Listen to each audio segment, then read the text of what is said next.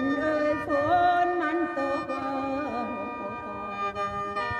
ก็ไหลลงบนมัน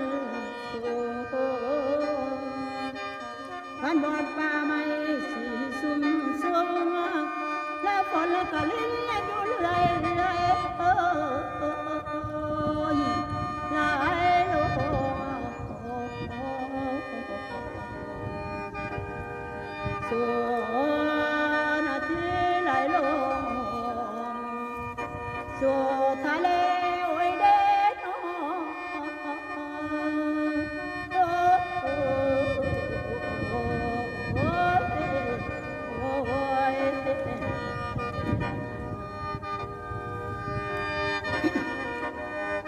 นี่ละเด้อแม่สิบนิ้วเด้อยกใส่เข้ามาเว้าต่อเป็นแฟนเสียงลำแค้นแทนใจฝากสายโอ้ยไปน้ำคือถ้าหนุ่ยนั่งมายืนละว่ารองสนองงานท่านเจ้าภาพเชียบนิ้วกับแดดเท่าโอ้ยคนเท่าผู้นางฟังกลับไปเด้อฝ่ายกำกันหลวงปู่สามเณร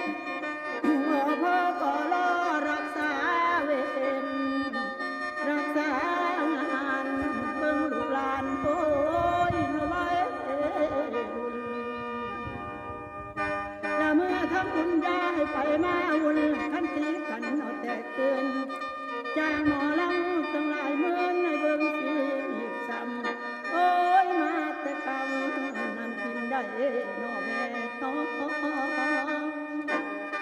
ลายไทยบ้านเหนือบ้านใต้กระไดลังเข้ามาโฮมดังท้องท้องกระจายเสียงบอกเลี้ยงลังโอ้ยแฟนใครอยากดูหมอลำเลี้ยงหมอลำเลี้ยงสายพันธุ์ใหม่นี่ละโตกินไก่ไปทางใดเพิ่นละกะย้องได้ฟังแล้ววันบ่ท้อยได้ฟังแล้ววัน